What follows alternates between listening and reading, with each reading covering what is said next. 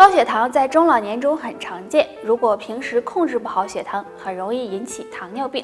那怎么判断血糖高不高呢？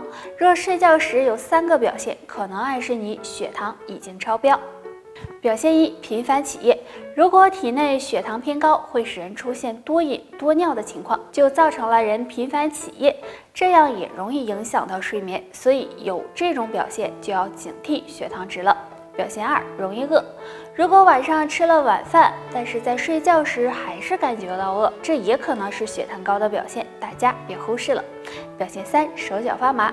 血糖高会损害神经和血管，这样睡觉时就容易出现手脚发麻的情况。那出现这种症状也不能忽视。若没有这3种表现，说明血糖控制的还不错。想要预防血糖升高，还要科学的饮食，可以常喝点桑叶茶。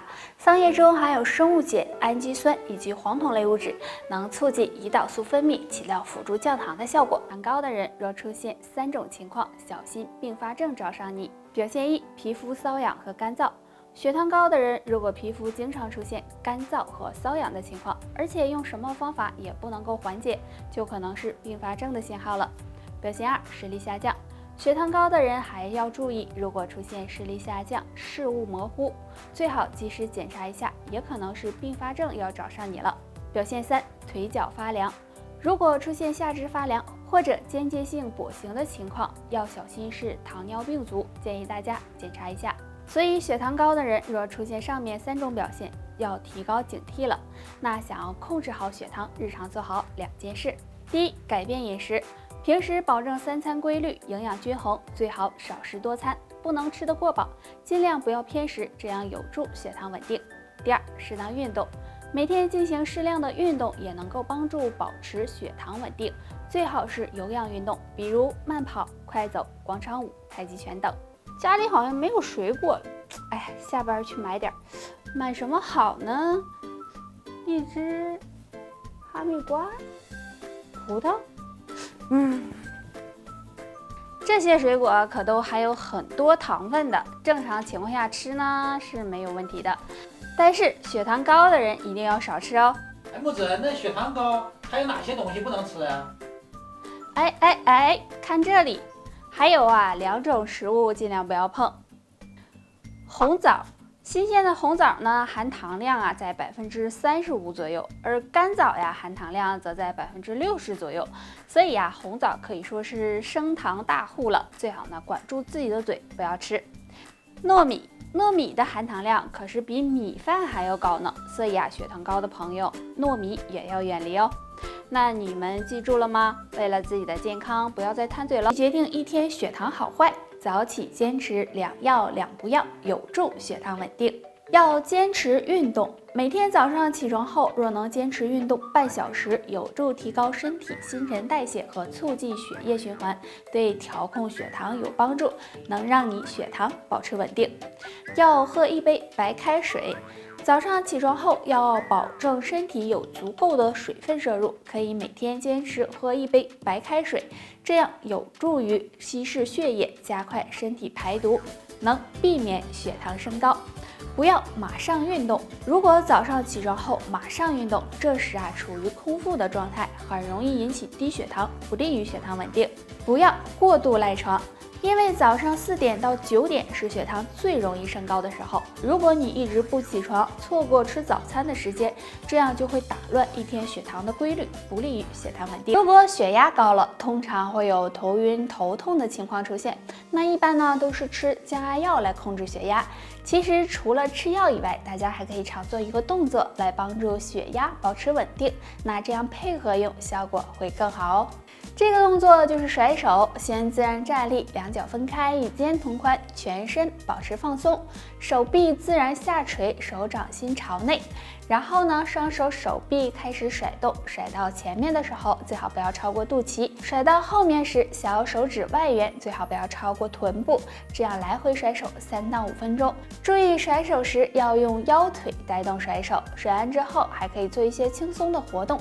这样甩手呢，可以疏通经络，促进气血运行，不仅可以帮助稳定血压，还能提高抵抗力，对身体健康有帮助哦。大家都知道，如果血液流通顺畅，那么身体也会很健康。但如果血管内垃圾过多，血液就会变粘稠，血管出现堵塞。那么怎么判断血液粘稠不粘稠呢？大家可以蹲下试一试。如果蹲时间长了，出现气喘、呼吸困难以及呼吸急促的情况，就要小心，可能是血液粘稠了。那血液粘稠该怎么办呢？下面教大家一个小动作，每天做一做，帮助清理血液垃圾，预防血栓。这个动作非常简单，自然站立，双脚分开，与肩同宽，双手在腹部上叠放，然后左手向身体左侧甩动画圈。做完再换右手，因为我们的手上和手臂上有很多的经络和穴位，这个动作可以促进血液循环，不仅可以预防血液粘稠，还能帮助保护心脏。每天做3到5分钟，对身体有很大好处。有句话呀是这么说的：晚上11点不睡觉是不要脸，12点不睡觉是不要命啊！如果长期熬夜，再加上长期不运动，会使血液循环变差，这样啊很容易使血管粘稠堵塞。那有人问啦，怎么才能知道血管堵没堵呢？那下面教你怎么识别。晚上经常脚疼，在夜深人静的时候躺在床上，如果经常感觉脚部疼的难以入睡，就可能是血管堵塞了。若没有这种情况，血管还不算太堵。脚部水肿，如果脚部有水肿的情况，排除是肾脏的问题，就可能是血液粘稠，血管堵塞了，而且还会伴有刺痛感哦。那上面这2种表现只是给大家做一个参考，可以对照看一下。血液粘稠看起来离我们很远，其实呢，这都是生活中日积月累的，通常和不好的生活习惯和饮食习惯有关。那下面我们就来看一看和哪些习惯有关。第一个，喝水太少了。人是离不开水的，那我们的血液中大部分呢也是水。如果平时喝水太少，体内缺乏水分，就会增加血液粘稠度，导致血管堵塞。第二个，久坐不运动。长时间坐着不运动，身体新陈代谢和血液流动会变慢，这样时间长了，体内堆积毒素垃圾，也会增加血液粘稠度，促使血管堵塞。第三个，吃得太油腻。一般油腻的食物都是高脂肪、高蛋白的，如果吃得太多，容易引起肥胖，使血液粘稠度增加，不利于身体健康。所以如果想要血管健康，上面这3个坏习惯，希望呢你尽量改正，改掉一个也是好。大家应该都听说过高血脂，如果平时吃了高油脂、高热量的食物，就可能会引起血脂升高。血脂高对身体有很多危害，经常表现为头晕、头痛、胸闷、心痛等。今天教大家一个小动作，每天坚持练，帮助血脂降下去。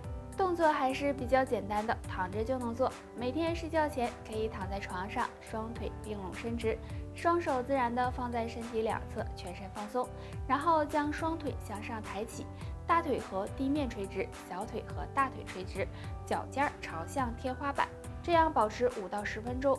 这个抬腿的动作可以促进气血运行，使气血畅通，而且抬腿时会流汗，能够把身体内的酸性毒素排出，将血中脂肪燃烧掉，有很好的降血脂的效果。